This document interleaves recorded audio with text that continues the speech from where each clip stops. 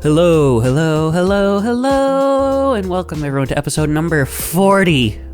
40. The show is at the age where people are over the hill of endless conversation loop. Today is Friday, May 30th, 2025, and I am Brandon here with my amazing co-host. This is Boom. Yes, here to be with me in every episode except for perhaps a rare circumstance, but that is not today.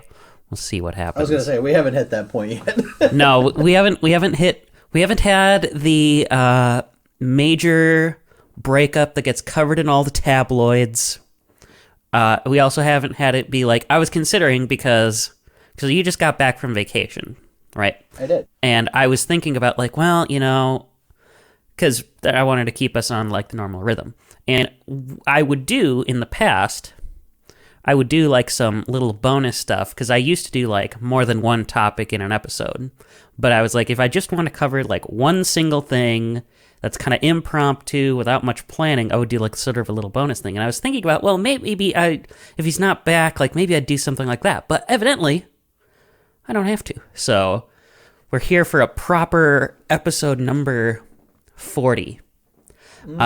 And you've got a lot of stuff going on because we are mere days away from you celebrating a birthday as well. Woo! That's right. We're on episode 40, and then I'll be hitting the big 3-4 soon. So not too terribly far behind the episode numbers right now, but fortunately, I think the episode number is going to get past, like, far beyond your age far sooner than not. Something like that, yeah. Well, I don't have much more preamble than that, other than, again, wishing you a happy early birthday. Is there anything you wanted to speak about today before we get into our main topic chosen by yours truly? Oh, I was just going to say, like, I just got back from vacation in Denver. That was a fun time. I will say, Denver is so much more of a cooler place than I expected. Like, I'm not saying I wasn't going to have a good time there. I just had way better of a time than I expected. Yeah, I only spent a day in Denver when I was last in Colorado, so I can imagine spending a week there has to be pretty fun. It's a little less than a week, but yeah, like 4 days like is almost the ideal vacation length, I feel like, because like you get a couple days to travel, but because like how our thing's set up, we basically got 3 full days to do stuff, and then we're able to just be able to travel the rest of the time there. I think the only gripe was like trying to leave Denver from the airport, because our plane got delayed like 2 hours later than we were wanting to be, or 2.5 hours, something like that. But that aside, honestly, we got to go do so much cool stuff while we were out there. We were hiking out at, I think it's Morrison State Park, which we got to do for a while. We got to explore the Denver Museum of Science and History, I think it's called. It's a huge museum, but like there's some really cool stuff in there. We saw like this whole exhibit kind of talking about prehistoric like underwater creatures, which was really cool to see. We got to see some space stuff. We got to see some stuff from like, I think it was Cambodia or something like that, like from like one of those ancient temple kind of situations there, which was really cool. What was the other one? There was another one there. Oh, I'm spacing on what the last one was. But the museum was really cool. The Denver Zoo is actually right next door to it. We didn't get to go there, unfortunately, because they had rain that day, so the museum just was packed because nobody wanted to go outside and see the zoo animals all taking shelter. Oh, those poor zoo animals and those poor folks that didn't want to be out in the rain. We got to go to a Rockies game, and we picked like the best day for that to go, because for clarification for our non-sports fans, the Colorado Rockies are not good this year. And when I mean they are not suck. good, that's being generous. They are so bad. They are currently on the like streak to beat the worst. They are expected to be the worst team of all time in a 162 game season. And that is saying a lot, because that record was just broken last year by the White Sox. So they're doing worse than that. Their current man, I can't think of the term, but like their wins and losses, Rockies wins. Yeah. 9 losses, 47. To give you context for... This isn't meant to be a sports podcast. I just really want them to understand like how bad this team is. The next worst team in the league has 19 wins. So they have 10 more wins than the worst team in the league. Oh, excuse me, 18. Yes. But still. The White Sox have 18, and then it's the poor Orioles with 19, which, you know... The Porioles, if you will. Yeah. Which, I mean, I'm just saying, there's someone from a certain other team that went to the Orioles, so unfortunately, I don't really feel bad for him right now, because he could have stayed with a better team instead of going with the Orioles. You know? There's still a possibility he could come back, but I'm not holding my breath on that one. The Brewers definitely need that right now. Yeah, they're it's never a happy day to see that the top league or the top team in the National League Central is the Chicago Cubs. Yeah, but the Brewers are at least kind of keeping up. They had kind of a rough stint in May, but like this is like the opposite of what they usually have, which is like they're usually like really hot in April, they tank in May, and then they kind of like start to build it back up, and by postseason they're usually back in. So I'm not saying that they're doing like bad, but I mean the Cardinals are doing way better than anyone anticipated. The Brewers are at least above 500, which is more than I can ask for at this point. But they are not going to get in the playoffs unless they win the Central. That is without a doubt. But baseball talk aside, for clarification, I have been a very big baseball fan since like 4th grade. And I played it for 9 years, and I will not shut up about it if given the opportunity. So, for the sake of keeping this under an hour, hopefully, we will try to move on to the topic here. But, short version, Denver was great. Also, and they probably will never hear this, but I'm going to still shout these guys out. We went to a couple of video game stores run by a franchise called Level 7 Games. It is amazing. Their flagship store, especially, is insane. They have a massive vault in the center of their store that has like a bunch of like their more higher end items. Like I saw a Unicorn Overlord Switch special edition that had like the soundtrack, the art book, and the card game for $200. Wow. And I was mad. Yeah, that's how elaborate they got with that. Was they made a card game to sell with the actual game, like a physical card game. Well, I remember us talking about that. I actually, on my last trip out there, which I don't really have a reason to go back out there now that I have no family that lives out there anymore, but when I was in Denver, I stopped at one of their locations too. It was not nearly that nice of a location. I'm not saying it was a bad, like the store itself was fine, but it was just like not in a great part of town was kind of the impression that my father and I got. But I mean, I got some good stuff there. I got a copy of Chocobo GP, so that was nice. So we got like 6 games or 7 games or something like that between me and my girlfriend. I remember getting Lannister 1 and 2 for the Switch. We got some PS5 stuff. She got like the new Altair game for PS5. She got Tales of Grace F remastered for PS5. Like, we got a lot of stuff for a little money. And I was insanely impressed because I don't think we've ever talked about this, but you know the game Lunar? Yes, I've heard of it. They have physical copies of that still, like at their stores. I went to both like locations we went to because they have 3 locations in Denver. We went to 2 of them, and apparently they're doing a 4th one soon.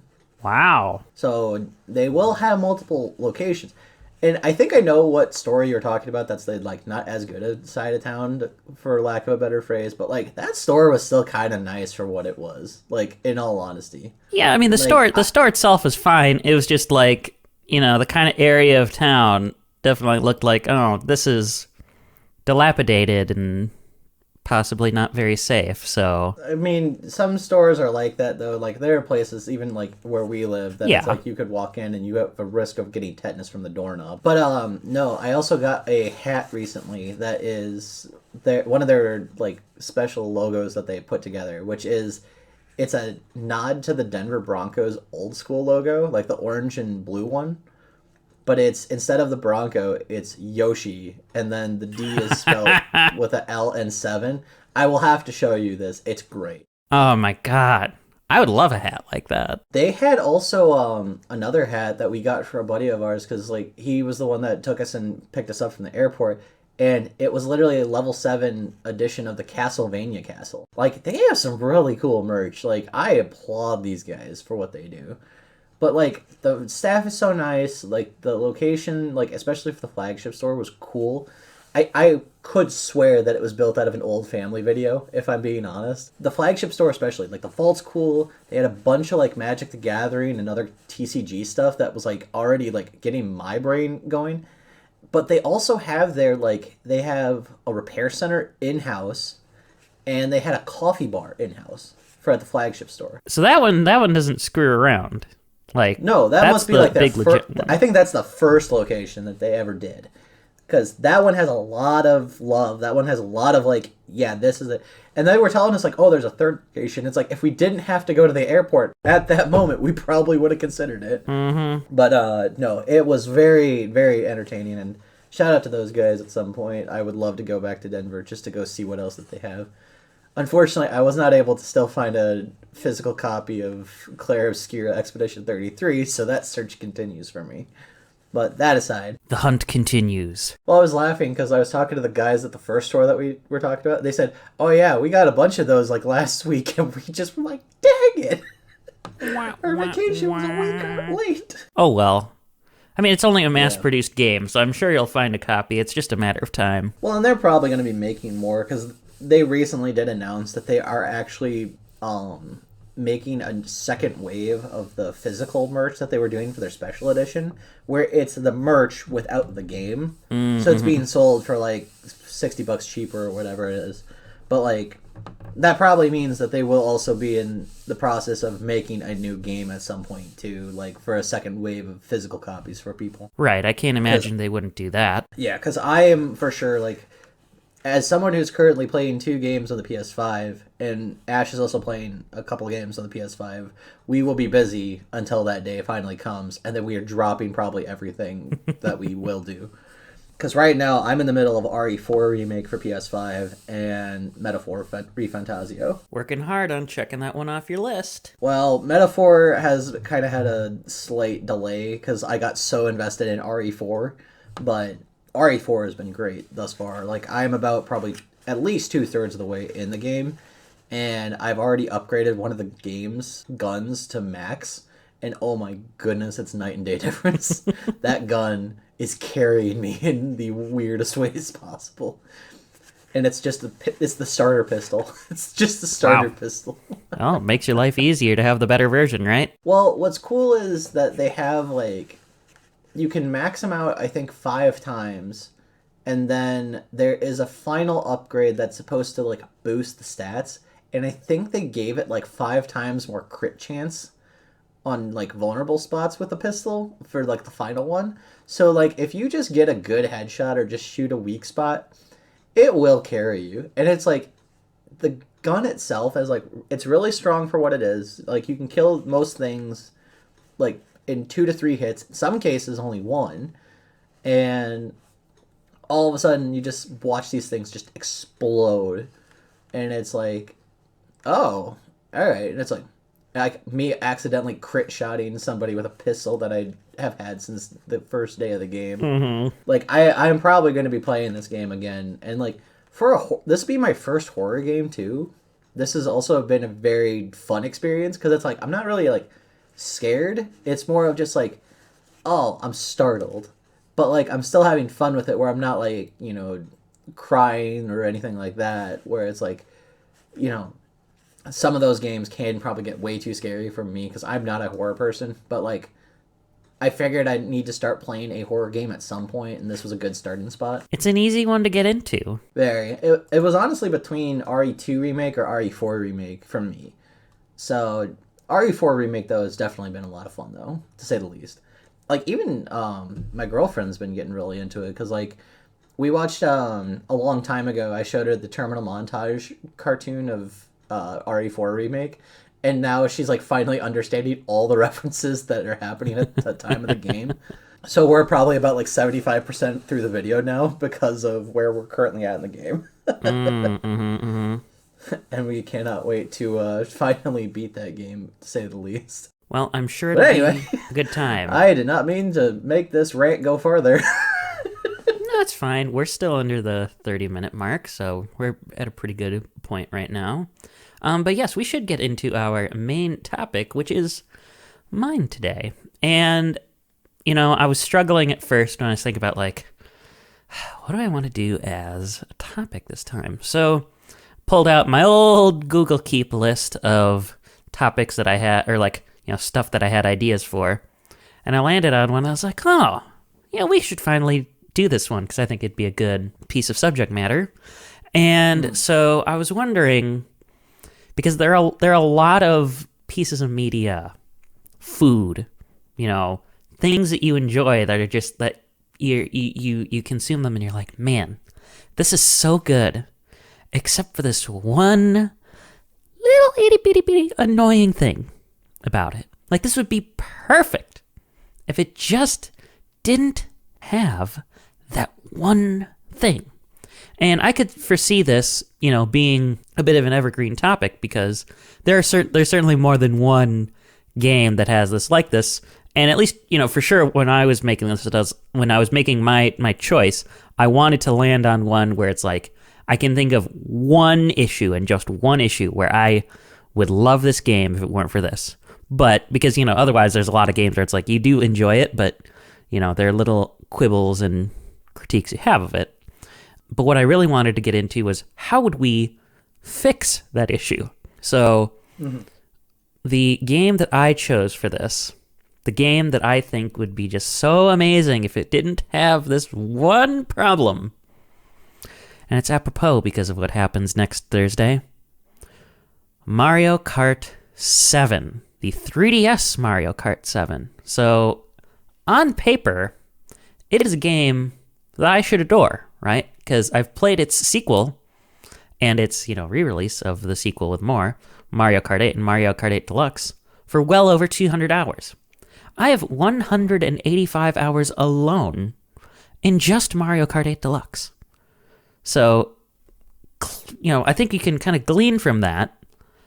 I like Mario Kart a lot, right? To say the least, yes. And similarly, my first system, like that was my own personal system, was the original DS. And so I played Mario Kart DS on that. So, you would think that it's like, it's technically the second sequel because Wii came in the middle, but it's, a game in the series, or in a series that I love, and it's on basically the same form factor as the DS. So, like, in pretty much every way, it should be a slam dunk. But the issue that kills it for me is something that, like, you'd think might be a little bit obscure in a sense, but it's that it completely lacks a single player versus race mode. So, the way that I like playing Mario Kart is, for the most part, I will just go into, if I'm not playing online, because online is its own beast. If I'm playing alone, or like if I don't have an internet connection for whatever reason, I would just want to go into versus race mode, because it's all the fun of Grand Prix without having a pre-selected list of tricks. Because, maybe you think that, the Star Cup has these two tracks that I really like, but these other two I'm not so into. So it'd just be nice to play those two that I want to play. But in Mario Kart 7, you can't do that. The only ways in that game to play a race of your choice requires multiplayer. You can do it in local play. So, if you have someone and other people have a cartridge, you can do it in download play and make your poor friends have to play as a shy guy. Or you could have done it in online play when that still existed, even though it totally does, but it's not technically through legitimate means, but I digress. But if you want to play it by yourself, you can just play Battle Mode, Time Trial, or Grand Prix. Which, Grand Prix is the closest thing, but then you have to play those tracks that you think are not so fun. I just don't get it, because to me it just seems like such an obvious, like, why isn't this mode in this game? And it, like, I can give passes to an extent to, like, the earliest games. Super Mario Kart doesn't have it. Okay, it's the first one. Mario Kart 64 didn't have it. All right, it's the first 3D one. They haven't really established this as a mode yet for single player. The weird one is Double Dash, because Double Dash is the fourth game after Super Circuit already established some type of versus race mode. So the fact that Double Dash doesn't have it, I can't really give it a pass on that, but it wasn't necessarily like, it wasn't a trend yet. I will let it slide a little bit. I will not let it slide as far. But then we hit Mario Kart DS, right? Mario Kart DS is the first game in the series that's like, oh, well, I guess I should also add Super Circuit was made by Intelligent Systems, right? So like the fact that they did it. Yeah, those are the guys who do Fire Emblem, right? Yep, they do Fire Emblem, they do Paper Mario, they do Advance Wars. So the fact that they got Mario Kart franchises I am very close with. Yes. The fact that they got Mario Kart Super Circuit is really weird. But if you really wanted a clear indication that it was them behind it instead of the regular Nintendo team, just go to Rainbow Road. Because Rainbow Road in that game has, in the background, the Paper Mario castle floating in the sky. So, whereas like no other one has that. So if you wanted to know that Intelligent Systems did that game, that's a clear-cut reference for them. That's a very, very good nod. I like that. I do like that touch. I think GBA Rainbow Road is like, it's slept on as a good Rainbow Road. It's annoying because all of the walls they're not just walls, they're all bounce pads. So you can very easily fall off the track in that game, but, it's still, like, it's amusing.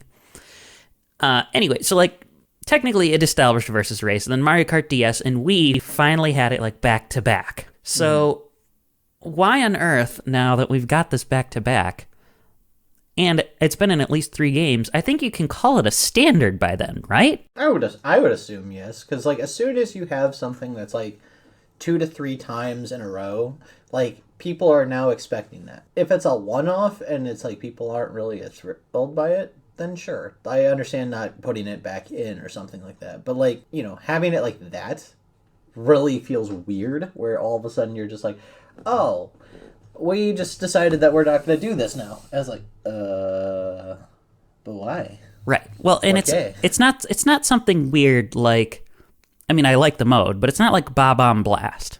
Bob-omb Blast was a battle mode in Double Dash, but it never showed up again until Mario Kart 8 Deluxe.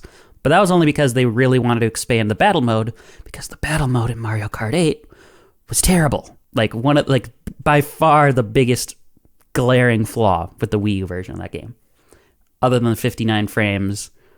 But I digress again. Mm-hmm. So, but like this is an easy thing. This is just like, because it's already in the game too. Like it's clearly done, because you have versus race for local play and you have versus race for online. So, I mean, to be fair, I'm no programmer here, but it just seems like so easy to be like, okay, well, let's take all the basic stuff. Let's take it so it's like you can pick a track and have a race and bring that to single player. What could be so hard about that? Now, to be fair, a little bit to Mario Kart 7. For as much as I don't like that game, because of this issue, it is very clear to me that they kind of rushed the game out by the end, because they needed, the 3DS in 2011, not so hot. But once Super Mario 3D Land and Mario Kart 7 came out, suddenly, doing a lot better. Also helps that it had that $70 price drop that we've talked about recently. So they needed that really good game by the holiday. So they needed to get it out quick. And, they kind of brought in like all the King's Horses and all the King's Men, Retro Studios, Metroid Prime dev, Donkey Kong Country Returns, and Tropical Freeze dev as well. They worked on the retro tracks, and they also worked on the DK Jungle track. So, like, they're doing a lot of heavy lifting for this. You similarly see, like, there's like some, I wouldn't necessarily call them cut corners, but they're just like weird sort of selections, like in the character selection. It should be a crime, as far as I'm concerned, punishable by a small fine, to make Wario an unlockable character in Mario Kart? That seems like a bit much. Okay, obviously I'm exaggerating here. I'm saying I fully agree with you that there should not be a reason that you're sitting there as like Wario, who's been like a mainstay, should be locked behind something like that. Right, he's there by default in 64 and Super Circuit. Now, granted, those games only had 8 characters, and he's there by default in Double Dash and DS and Wii. It's like Waluigi was unlockable in DS. That's the only one that I can think of, actually, that he's been unlockable in. So it's like, it's not too terribly weird, but Mario Kart DS also only had 12 characters. You had your 8 mainstays, Dry Bones, Daisy, Waluigi, and Rob, your robotic operating buddy. But, like, you don't... Why would you have to unlock one of your mainstays when there's other, like... I mean, granted, I guess they're new characters too, in a sense, but it's just such a strange decision. But to me, that's just another clear example of like, okay, we're not putting in favorites like Waluigi. We're making Wario unlockable. It's rushed because there's no reason otherwise that they wouldn't just add those characters in and like have a bigger starting selection. There's only 6 battle arenas, which probably doesn't sound too terrible when you consider like there are other games where it's like they maybe have 10, but only 3 of them are new. You know, Mario Kart Wii, I believe, had 6 brand new ones along with all the retro ones that it brought back. And granted, it is also a handheld game, but like, you know, is it really that hard to make more battle arenas? And again, better than Mario Kart 8. We use battle mode, but that's a low bar, right? So, I mean, as soon as you mention Wii U, that's the low bar right there. Well, okay, yes, but specifically that game's battle mode. It you know, if having Wario be an unlockable character is punishable by a small fine, making you battle on racetracks is like a major fine now, okay? It's just unacceptable, in my opinion. That's not acceptable. And if all of this together, like this is all weird on its own, it's all like, again, very much pointing to rush development. We had to get this out. But the 3DS was the first Nintendo system to have extensive game updates. Like, you know, technically the Wii could do game updates, right? Remember the well-beloved and iconic Legend of Zelda Skyward Sword Save Data Update channel, right? Who didn't download that channel to their Wii? Hold on, this is new to me. I actually don't know about this. You've never heard of this? Okay, so there was a glitch. No. There was a glitch in Skyward Sword. I can't remember exactly how it works, but the point is you could have your game basically bricked because you're locked out from completing. Like you can't progress because you've done something that's like very easy to do by mistake. So, but because the Wii couldn't get like regular updates normally for games, the way that it would get delivered to you is you could go to the Wii Shop channel and download this Save Data Update channel to patch the game. That's weird. Or if you didn't have an internet connection in 2011, which to be fair, I mean, way fewer people did in 2011 too, you could send your console and your game and all the other stuff to Nintendo to have them patch it for you. The 3DS did not require that. You could go to the eShop and get an update, or you could get a notification, hey, your game has an update. Or you could download DLC too. So it's like, okay, so now we've got a system where we can do updates. Yeah, it sucks that we had to rush this out, but it's like, you know, maybe some of this stuff we can patch in later, which would be problematic. I think it would be fair to call that problematic because that means if someone gets the game way later down the line, we run into this problem of like, well, now it's not going to be the same game anymore. But to me, if it means like getting in this basic mode that should be there, it might be worth doing.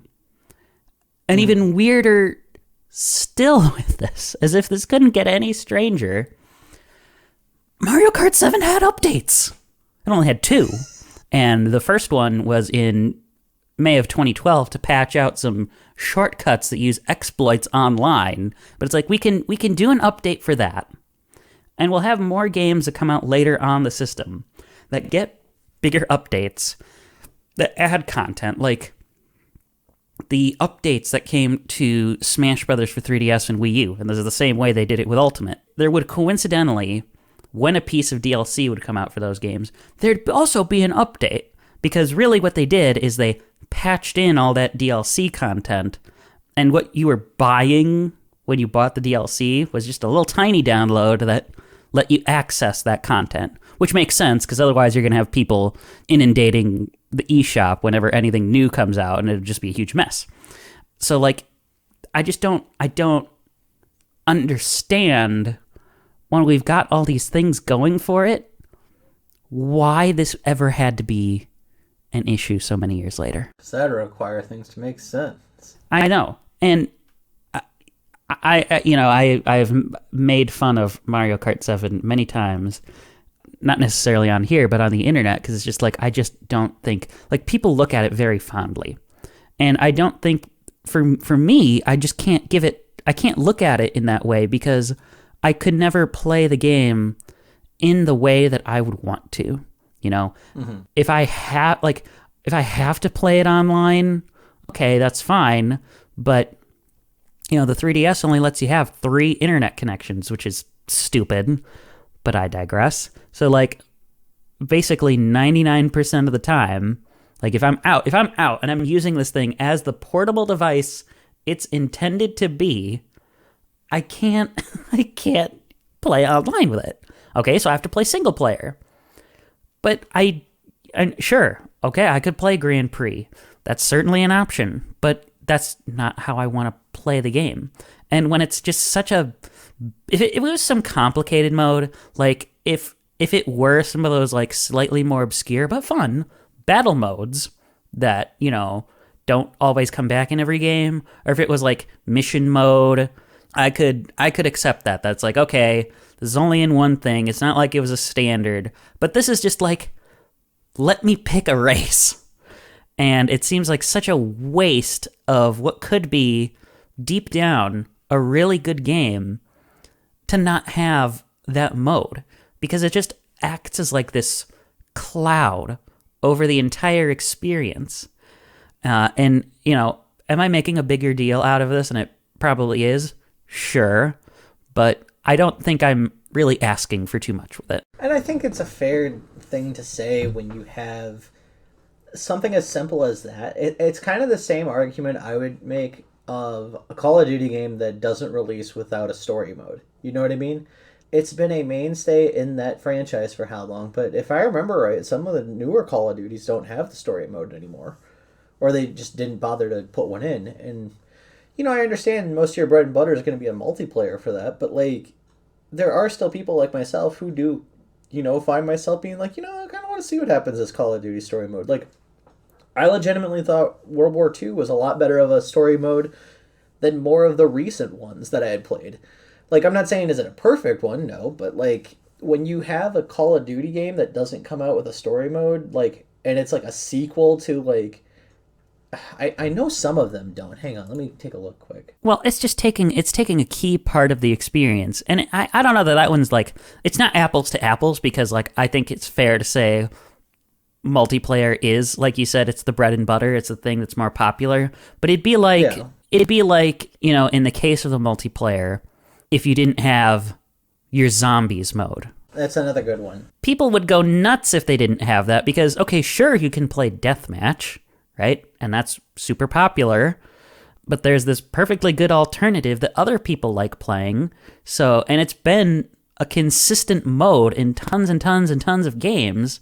So why isn't it here? And it reuses a lot of the basic content too, because I'm sure it uses a lot of the same maps. So it just seems, again, like such a waste. And I did look it up. Apparently, the first Call of Duty game that didn't have a mainline story mode was Black Ops 4. So, like, that feels weird when you have Black Ops 4, which is already in the middle of this really wide story that you've already kind of started for 3 games. Suddenly, just there's no campaign whatsoever. Yeah, like, do you eventually hit diminishing returns in terms of there's a very few people playing it? I guess, but especially like if you're going to keep charging the same price for the game, it seems like why are you just not providing this basic mode? Right, and I think this comes to a much bigger discussion about like crunch culture and all this other stuff too when it comes to like how companies are running their games effectively in their companies, because at a certain point they're trying to maximize profits by selling a what is now going to be like a 80 to $90 game probably, and have the most minimal amount of work put into it, Mm-hmm. and then they're gonna be like, oh well, you guys will pay for anything. It's like, not what we were saying here. But because like there's a certain point where you have to legitimately look at the company and say, you guys aren't giving us a good product anymore. And I think that they need to really understand that like, companies like I forget who did it, but the ones who are doing Clair Obscura Expedition 33 are a huge reason on that one. Because for them, they've just recently sold 3.3 million copies of the game in 33 days. So, Mm-hmm. like, they are capable of putting out a good product, selling it at $50 pre sale, no less. And all of a sudden, it's like, oh, this is like an incredible game that we feel like we got the most bang for our buck. Now, granted, they are a smaller team by comparison, so like I'm not gonna fault people for saying, "Oh, they have to make money," and blah blah blah blah. It's like, yeah, they all have to make money to keep the lights on. That's not a secret. But they also have to give us a product that's worth it. Because if you're not gonna give them a actual product worth going for, then your company doesn't need to exist. I feel like that's me personally here saying that. I want to keep that kind of as clear as possible. But like we need to kind of really start looking at these companies with the fine tooth comb, because the people who are higher up who think they know what they're talking about clearly don't. Mm-hmm.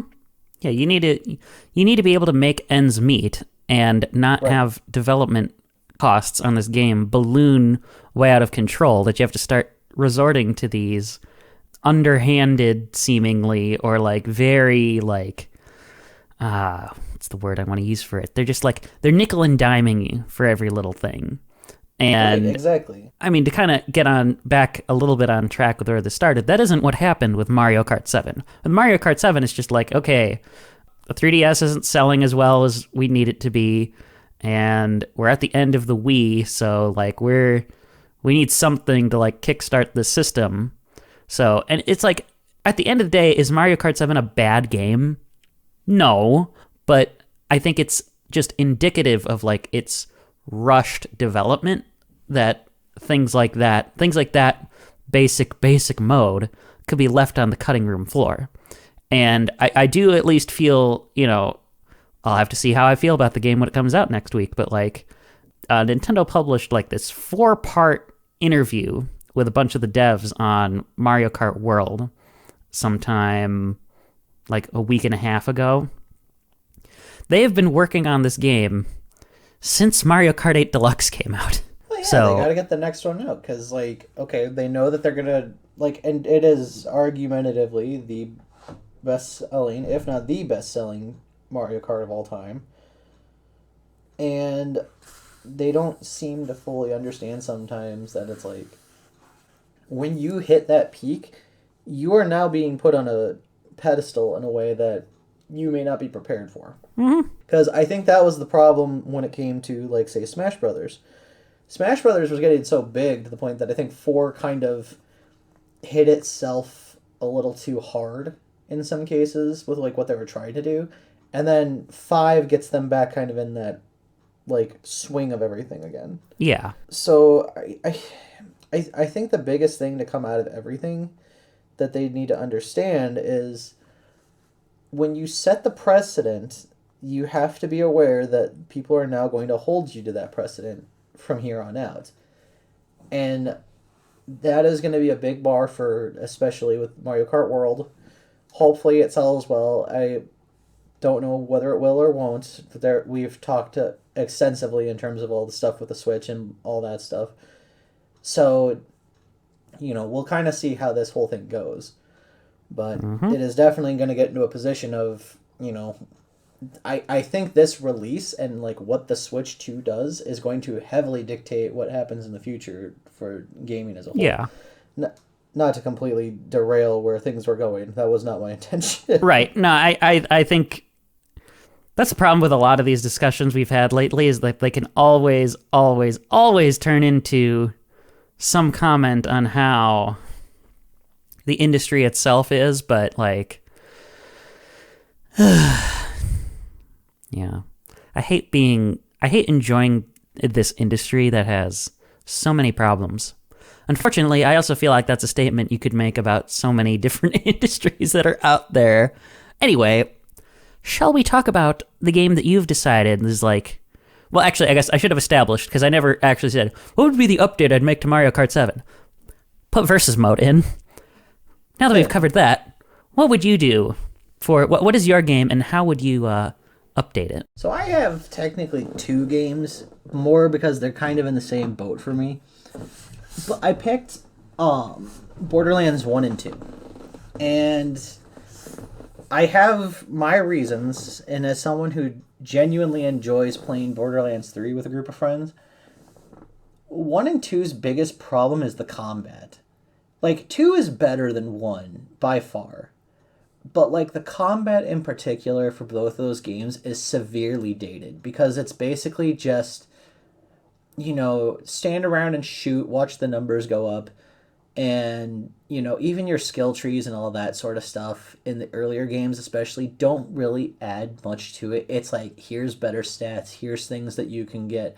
Like, there was a specific one that I think is still funny to this day in the first game where you could literally just have Bloodwing for the Mordecai character basically become a giant money grab for you because he keeps hitting all of these enemies and then making money drop as soon as he comes back. So it became like a very good exploit for the game. I think the biggest thing that I really would love to see in like a 1 and 2 remaster as it would be have the combat updated into Borderlands 3 territory. Like, it doesn't have to be as extravagant as 3 was, but give it the more modern shooter bare bones that we've kind of established, like, thanks mostly to, like, games like Apex and Titanfall and stuff like that. Like, being able to run and gun, being able to slide, like, little things like that make the game so much more enjoyable because it's supposed to be this fast-paced game.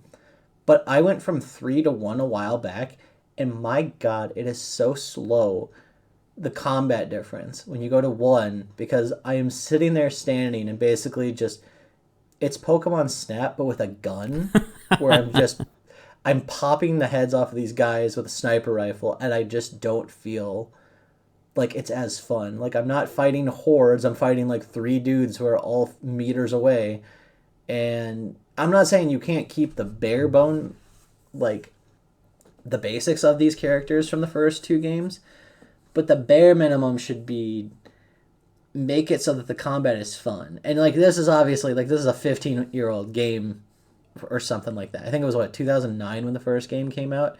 So, like, we have made drastic jumps and strides in shooter games, and I think that Borderlands 1 in particular would definitely benefit from a remaster of we really spice up the combat in that one. And I have a couple other things too that I wanted to kind of mention, especially the first game.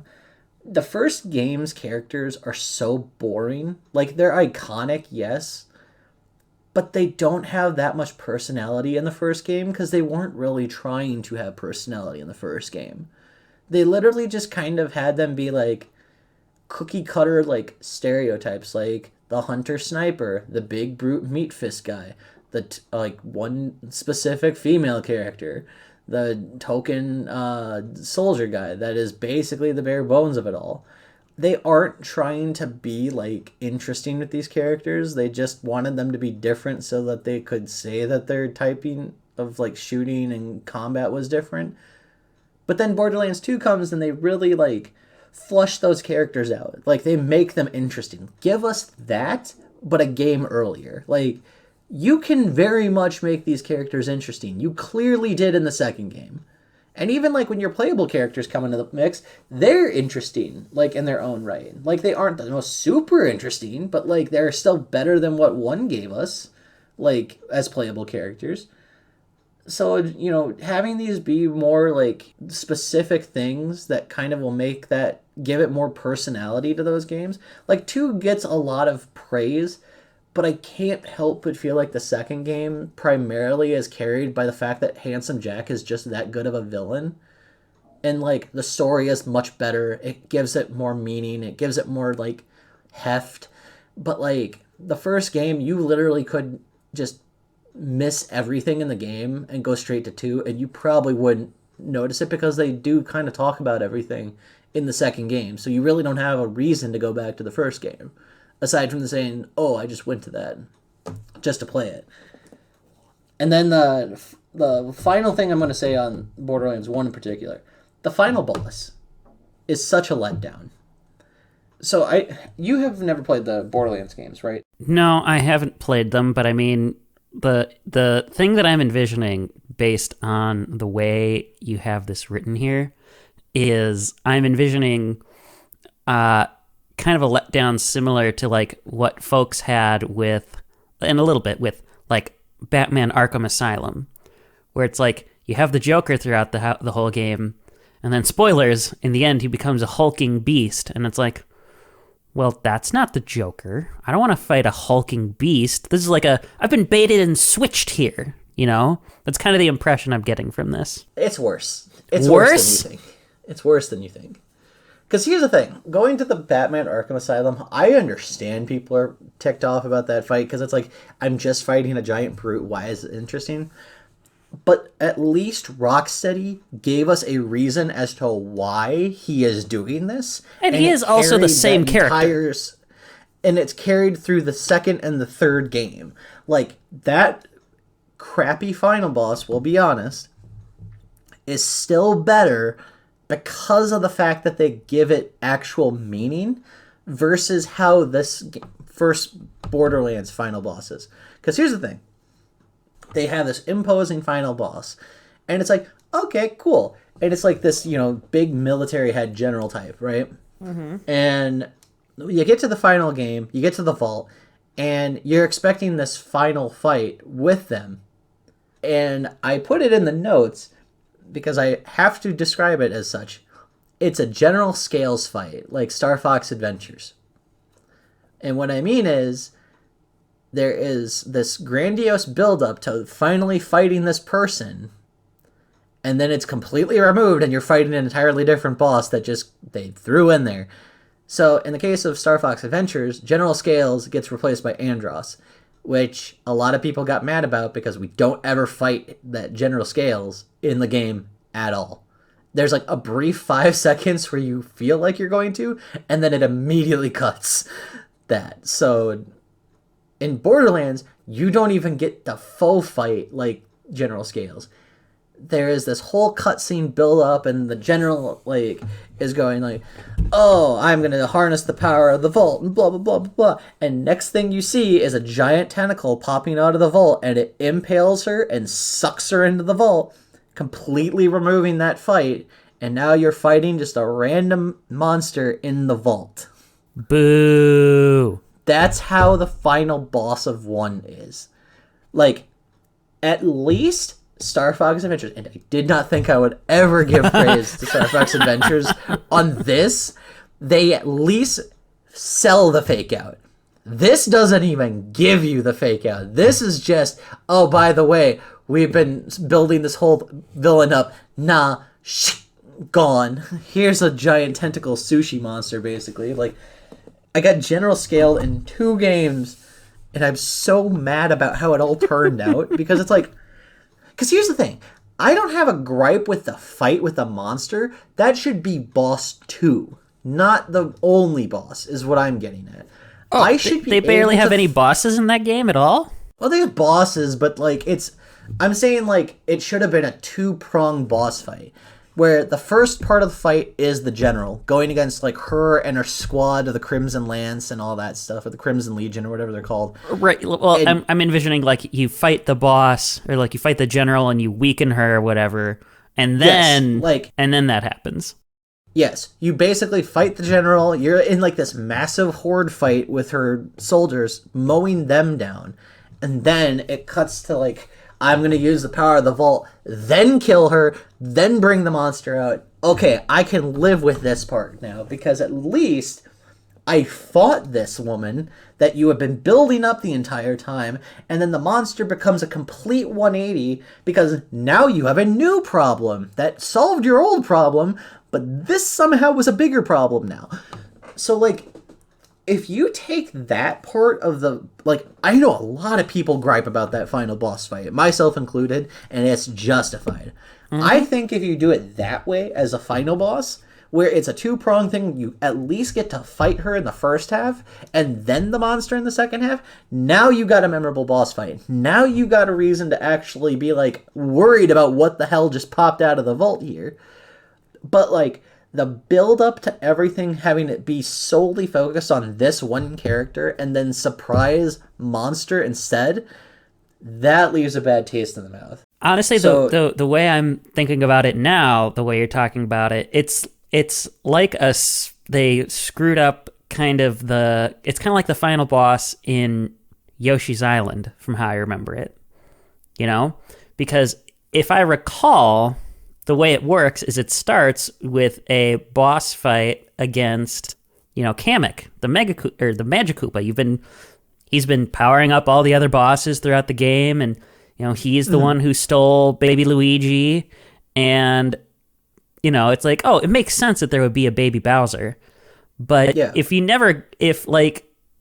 went into the final boss room and you just went, like, you just had Baby Bowser kick off Kamek or whatever, and you never, like, you just went straight into the giant Baby Bowser fight, that might be the same kind of thing where it's like, well, in theory, this is really cool, but because it's taking away at least getting any kind of fight against Kamek, like, it becomes completely deflating. Now, to be fair, I haven't seen that in a while, so I can't remember exactly how the chain of events goes, but, like, it's like I can definitely picture, like, you're in what looks like an arena with Kamek, so I don't know. I just don't want to, like, I want to cover my bases here. But you're kind of hitting the nail on the head. I think the argument for me is more just like, if you made it more of a boss fight in the first half with the general, and she's sending like hordes of soldiers for you to mow down while also trying to shoot at her, that's a cool first half. And then bring the monster out, and now you have, like, it gives you also an incentive to have like a variety of weapons versus like, oh, I'm specializing in only like two things, like a sniper rifle and a pistol. It's like, okay, well, now I need a machine gun, I need a rocket launcher, a sniper rifle, a shotgun, because I need to be prepared for whatever is getting thrown at me. And that, I think, is the big thing for me that really loses that, like, because, like, if you played the first game in 2009, it's probably fine. But if you play it in 2025, it is such a slog to get through that game. And Right. I think games today just need to be faster and more engaging than it is. Like, basically, if it's going to be an action type of game, especially, there's a difference between, like, you have, like, the atmosphere of everything, kind of like a Resident Evil does, versus I am going to be shooting things nonstop in the game, and all of a sudden it's like there's this lull, and it feels weird because, like, you feel like you should be doing stuff. Kind of like, the newer Doom games, I think, is a good situation here. Because it's like, yeah, the lulls in between Doom, at least between the action, are at least justified because you're trying to do all this other stuff. But Borderlands, it's like, you have a massive open world, and unless you are in a town, you want to be fighting stuff, hopefully, because otherwise it just feels kind of dead. And it sucks, because it's like... And this is another gripe, too. This is a minor one. I'll kind of use this as my last point. The world of Pandora in the first game is really lackluster. Like, it's a lot of desert and, like, futuristic-y, rundown buildings. There's very little stuff to kind of grab the attention environment-wise that you don't feel like you want to explore it nearly as much. It's like you're seeing the same cliffs, same enemies, same like real scenery, like copy pasted like 4 times over or something like that. And like it sucks because like there are characters in that world that really, really are good. Like TK Baba, or is it Baba or Baha in the first game? He's such an entertaining character that I love going to talk to him every single time. Then Scooter, who like has all the vehicle stuff put together. Like it's really good character designs when you are in the world, but it's just boring environmental design and main character protagonist design because they spend so little time with this that every one of those other characters really pops out and is really more personable and interesting. I mean, in the second game, they literally have a guy who gives you the mission to just shoot him in the face, and that's the mission. And he's the entire time like, quick, shoot me in the face, please, right here, right in the middle, right here. Like, he's just going nuts about it. That man is in that game for like 20 seconds, and he is still more memorable than any of the protagonists in the first game. I don't understand how, like, 1 to 2 is such a drastic jump in personality, but I'm grateful that 2 has that personality to really flush everything out and make that much more of an interesting place to visit when you go play the game. It's so weird because, like, I understand by all means, like, your first time doing something, you're gonna, you know, it's not gonna be the perfect, most amazing version of the game. But, you know, if you're clearly going for something where there's supposed to be this personality, how can the first one be so devoid of that? Like, if you're already doing good, smart stuff with, like, the art style, right? So... Right. The art style is great. How does that not translate to other aspects of the game? To me, it sounds like Borderlands 1 and 2, for you, not so much need a single update. It's like, they need, like... I feel like they need more like a from the ground up remake, because if the combat is dated, you can't just remaster that. You need to, like, if you're going to modernize it, to me that makes sense if you're just like starting from scratch, you know, like you have all this game design here, like you have all your levels and stuff already basically made for you, but now you need to make it in a modern way and then tweak those so that it works with like a more efficient Right, and I think that's the big thing, is it's like, you don't need to have, like, you know, you don't have to go too elaborate. It's like, you just kind of gotta give Borderlands 1 a little bit more mustard in this one. And, like, I think both 1 and 2 both suffer from, they need a vast improvement in the combat. But 1 needs it way more from not just the combat, but, like, also the interesting facets that bring Pandora to life, that have done it for 2, for pre-sequel, for 3, and all the other games in the series. Like, all those other Borderlands games have so much better personality than 1 ever does.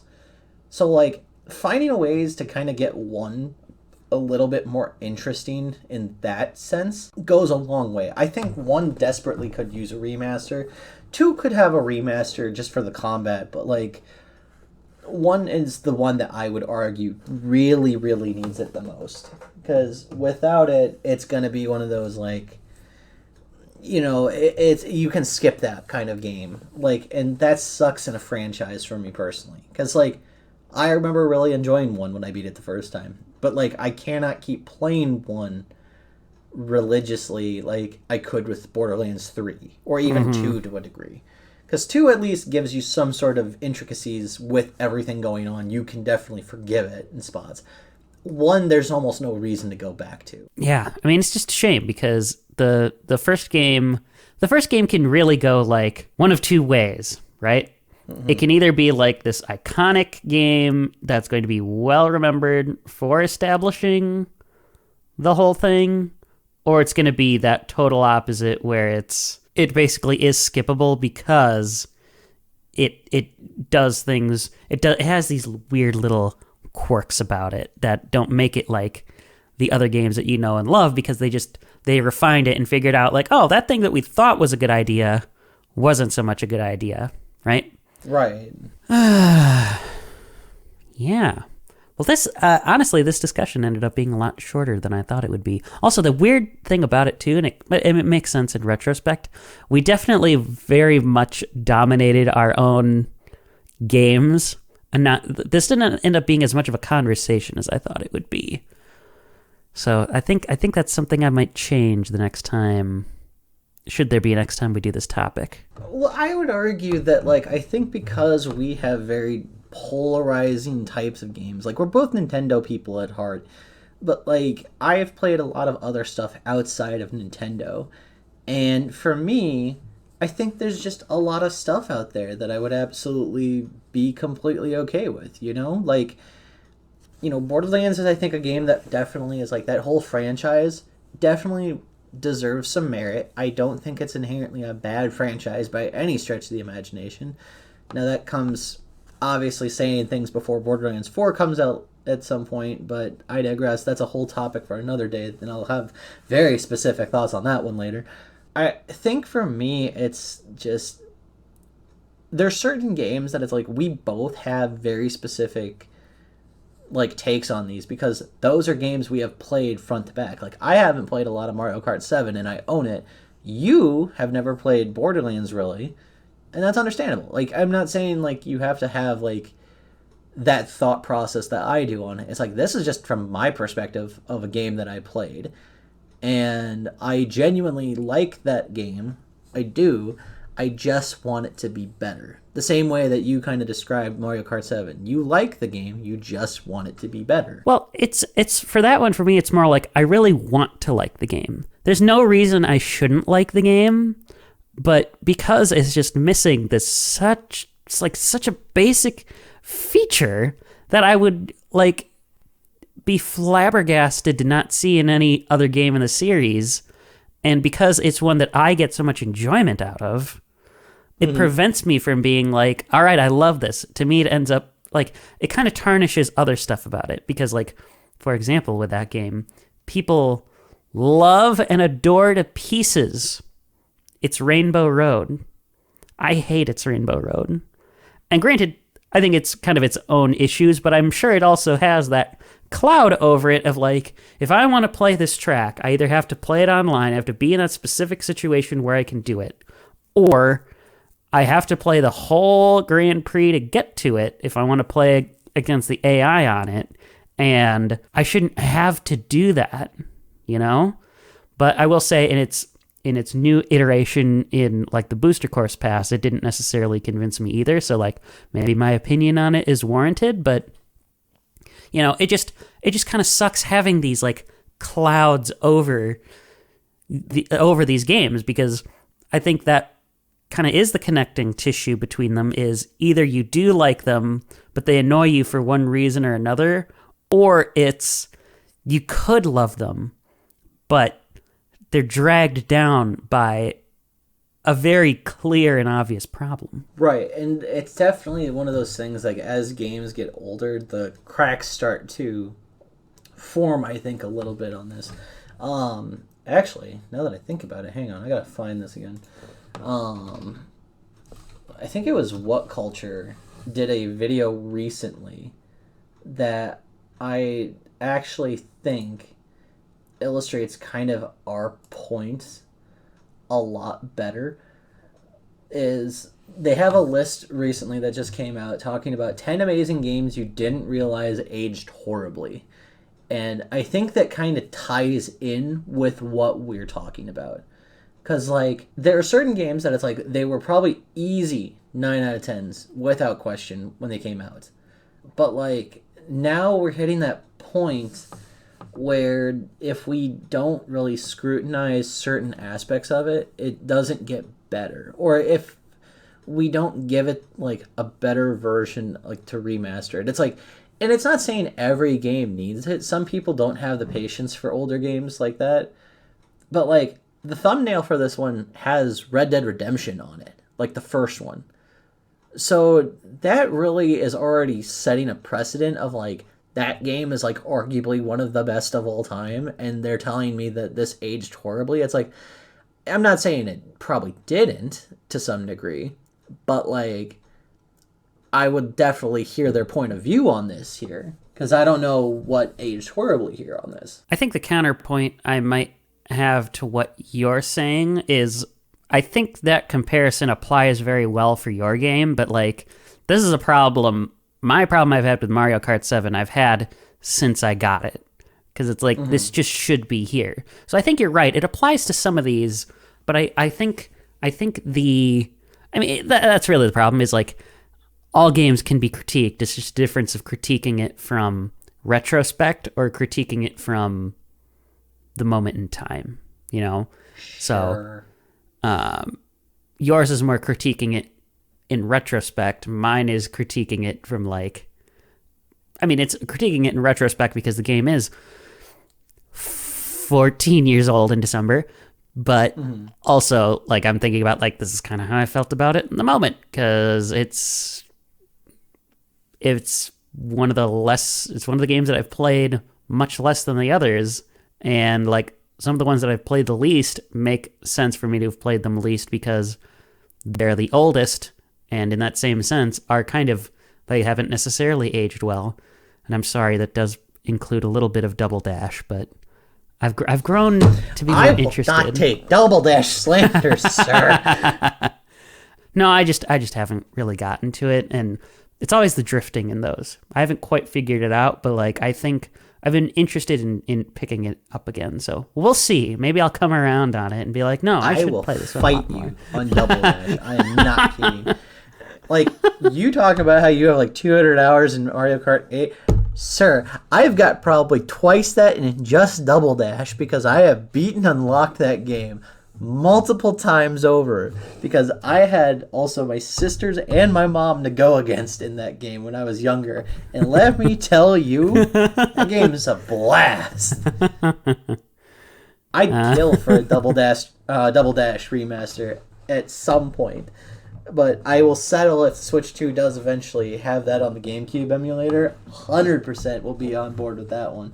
Yeah, I think that's the best you're gonna get. But I do love the fact that like to kind of tangent a little bit off this. So my mom did play that game and was really good at it. The thing was she only played the same combo characters because like in Double Dash you got to pick two of them and you can mix and match.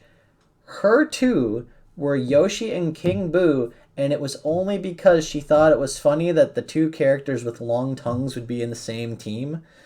So she kept doing those.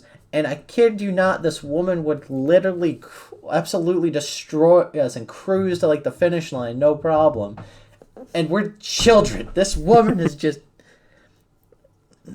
I've been in the trenches, man, and know what I'm talking about. But no, like... We may have to have another discussion a different day about this, but like this will be a good discussion on like why Double Dash is incredible and why Brandon is wrong. That will be that's the title. Get ready for that one. That'll be down the pipe. Okay, to be clear, I think of like the pre-DS Mario Karts, Double Dash is the best one. It is. I will give you that. Okay. That is without question. I don't care what the 64 purists say. You're wrong. It is not that great of a Mario Kart by comparison in terms of looking back to those older games. I am not belittling what 64 gave us. I'm just saying it is aged like milk. Well, and on that, we're on the complete same page here. So just to be clear, I don't hate Double Dash. It's one of my lesser played ones because it's got that same problem that 7 has, which is I have to play it one specific way. And I don't like that for a game that's supposed to be pick up and plays. I should not be forced into playing it one specific way. You know, like if I want to race, I have to race in Grand Prix. Unless I have multiple people, but I don't. I have a really stupid idea that I would love to run by you. While we're here, is what if there's ever a point that we decide, hey, we want to do some actual video game recording footage just kind of as like a, something down the road. Could you imagine doing like a Mario Kart decathlon kind of situation between us? That could be something, yeah. That would be such a ride because I have only played maybe half of them. But my confidence in the half that I have played, 100% I am so in. I'm just like, oh, your ass is grass and I am the mower. Let's go. Oh, yeah, maybe on those ones, you crush me to a pulp, and then on the ones that I have more experience with, like, your experience just will kind of show in those. Anyway, I didn't mean to, like, commandeer that discussion and bring it back to, like, my game series here. I think it's fine. It's fine. We have fun here. But I think we've covered this subject pretty well today. We just need to, like, weave in more ways to, like, weave each other into our own games. I think is where this first iteration of it failed. Very appropriately, first time you do this might not be the best version of how you do something, considering your game too. I think what we could do potentially maybe is next time we do this type of topic, maybe instead of having separate games, maybe we both look at the same game and what we would fix. So that's going to be a tough one, sure, I think. Well, that's what I'm saying, is that maybe, like, each of us come up with a list of games, and if there is a list of games where there's at least one that matches up with each other, or at the bare minimum, we both are like, oh yeah, I would definitely talk about what I would fix in this. Mm-hmm. Like, I think that would probably be a better situation overall, because then it at least kind of gives us both a point of reference. I think the only risk that it runs with is just having two yes men basically happening situation where it's like, oh yeah, I definitely see your point, and then it becomes a 15-minute discussion. Well, that's the episode. Right? Yeah. Where it's like we're both in agreement. Like, this is the problem, and this is how we would solve it. Right, and I think that, like, this is definitely something that can be tailored. But, like, I mean, heck, even if we went, like, down the road of, like, just pick a franchise and, like, you know, maybe we each pick a different game of the franchise. Like, say, Paper Mario, for example. Like, one of us picks Sticker Star, and one of us picks, like, Color Splash. Like, something like that could also work in that aspect. Because then it's, like, both of us have, like, enough information because we've played a lot of those series to, like, be able to kind of illustrate, like, all right, here's where this one went wrong. Here's where this one went wrong. Yada, yada, yada. Yeah, just... I don't know. There are options that we can definitely run with, but I do like this style of topic for sure. If that was not clear enough in my strong opinions of Borderlands 1 and 2. Exactly. All right. Well, yeah, I think we can move on to the conclusion now then. Conclusion is that games are still fun, even with their hiccups, but definitely could use a fresh coat of paint once in a while. Yes. There's some just very obvious solutions for some things in games, and it's okay to do that. It's okay to, like, fix them. Right. In hindsight, it's always going to be 2020. Like, yes. I'm sure when they came out with a game, like, there were some oversights that maybe they didn't initially think of, or maybe they did have them in and they got cut at the cutting room floor. Like, we're not in the games industry in that aspect. We're just two guys on the internet talking about whatever we can think about when it comes to things and just giving our 2 cents. Right. Do we enjoy this? Yes. But we will never claim to be experts in any capacity with this. I think, like, it's very possible, like, a lot of that personality, like you talked about in Borderlands 2, could have been stuff that they thought about for the first game, but they just wanted to make sure they got a good basis of a game out first to see if it could even be successful, since it was, like, a big... One of the first big looter shooters, as they're called. It's like the godfather of looter shooters. I'm not saying it's the first, but it's like it's the one that people go to again to be like, yeah, looter shooter. That's definitely a Borderlands like spearhead. And as someone who genuinely loves the franchise, I do hope that we get more of 3 combat with 2 personality. Basically, is how I really want to see it moving forward. Like, 3 is good in, like, the 2 personality, but it definitely has some hiccups in there. Mostly just because of certain character flaws, or they kind of try too hard to, like, rehash. Like, that was kind of a big thing with 3 that I remember people complaining about, was, like, they didn't like the main villains of it because it felt too much like they were trying to be Handsome Jack again. And I'm like, I get it. I really do. I would definitely understand the comparison for sure. And I'm not saying that it's wrong. It's tough to catch lightning in a bottle twice. Yeah, but they're going to still try with Borderlands 4, so. Yeah, well, we'll see what happens with that one. And Randy Pitchford, man. Oh, I got strong opinions. That is a different day discussion, though. But, man, I have never seen a person shove 3 feet in his mouth at one time until that moment. He's the guy. Yeah, because, I mean, that's not a game that I've been following. But, like, I still can't avoid when he makes a dumb comment on something. Because, like, they're usually something. Anyway, if you have any comments on this, maybe you have your own game that you think could be one that needs a major single update, the game that you love, except for that one thing, I would love to know what that is in a comment or maybe in a voice message. Wouldn't you like that too? I mean, people can do whatever they want. I am absolutely on board. I would love to have more comment interaction on this. Please, tell me where I'm wrong.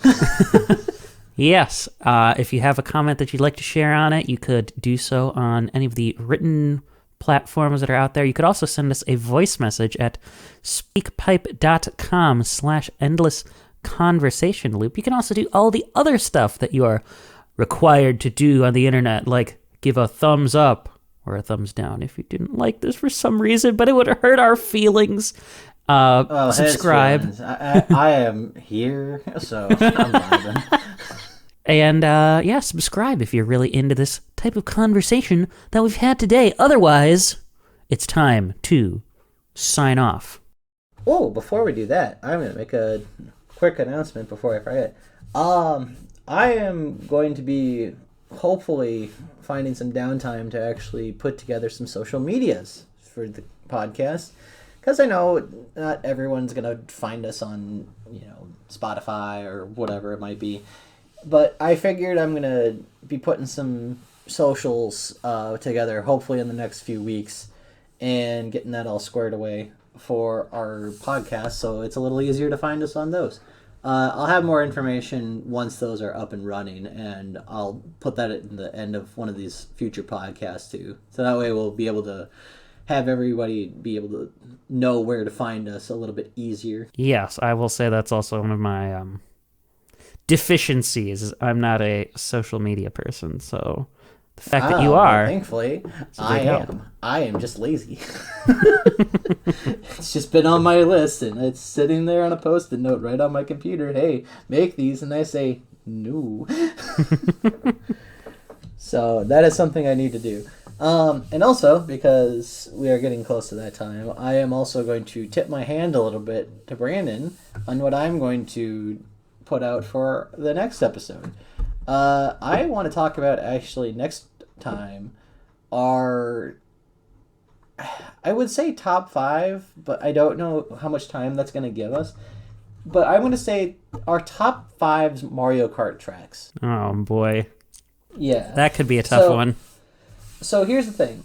I am going to lay some ground rules. Is it's going to be the top 5, and for me at least, and you can follow these rules if you want to, Brandon, I'm only going to stick with the games that I have played religiously. Like, I would say at least 50 hours, which is at least going to be, for sure, Double Dash, for sure Wii, DS, and Mario Kart 8 Deluxe. I figured it would be kind of fun to, after, like, I was really getting into the whole Mario Kart discussion, and it just kind of trekked my trigger. Mm-hmm. Oh, excuse me. Oh, no, I got excited. Now I got the hiccups. But I would like to see kind of like what your top 5 are compared to like what my top 5 are. Because like you've definitely played a lot more of the Mario Kart games than I have. So I would really like to see like reasons to go back. And I'm also going to go out of the way here, and I'm going to make the rule now. We will not count the revamps of older tracks. If you're picking the track, it's the original. So that way it's a little bit more fair, and we can get a little bit more spread, so to speak. So, like, don't get me wrong, there are really better versions of these tracks, obviously, in, like, Deluxe. But, like, it's not fair to do, like, all of these and say, hey, I love this one, but I only like the Mario Kart 8 version versus the original version on, say, Super Circuit or something. Yeah. Like, it has to be the original track first and foremost. You can make mention of that if it is part of it, but I think you have to give the credit first to the original track if you're going to pick it. That's the only stipulations that I put in on this list. And we got 2 weeks to kind of digest it over, which is more than enough time to play every single Mario Kart at least twice. So, all right, that is going to be the next episode. If I find one I really love when I start playing Mario Kart World, I'm allowed to put it on the list. Sorry, not sorry. I didn't say you couldn't. I absolutely say you can. I won't have 50 hours by the time we get in that far. Depends on how strapped for time you are. Well, how about this? We'll say 20 hours, just so that it's at least fair that you can put that on there. I won't have 20 hours by then either, but like I have a pretty good knack for knowing. You're killing me, Brandon. I have the rest of my life I need to do. I need to edit the show. I need to work. So do I. That doesn't stop me. Just because I have, I need to go to sleep at times. Oh, what's that like? Yeah. But no, so that will be the next episode. We'll be doing our top 5 Mario Kart tracks. I will hopefully have some more information down the road, no pun intended, on the social medias. Just kind of keep an ear out for those eventually, and we'll kind of go there as soon as we can. Also, side note, your last episode was supposed to be crossovers. You previewed it as crossovers. Did I? Did not. Yes, you did. We did not do crossovers. Oh, no. The audience is going to hold you to that at some point, too. All right. So how about this? Because hold on. Because of the situation of the Switch 2 coming out and Mario Kart coming out, I think this will definitely take more precedent on this. We will do crossovers for my next episode then. Okay. Because that at least will be fair and everything kind of gets, a little bit more organized than that. And I am trying to work with this. Dick. Whoa. Slander. Sorry, Richard. But, so that will be the game plan, is we'll do... My next episode will be top 5 Mario Kart tracks, and then we'll have Brandon's episode after that, whatever he decides, and then my next episode after that will be crossovers then. Because I really am excited about the whole crossovers idea, because there's so many weird ones out there when it comes to video games, and I'm all for it. Yeah, I think those will both make some good discussions. I think on the Mario Kart one, we may need to set a few more ground rules, but we don't need to establish those all here immediately. But yeah, exciting stuff on the road. On the road. Unintentional pun.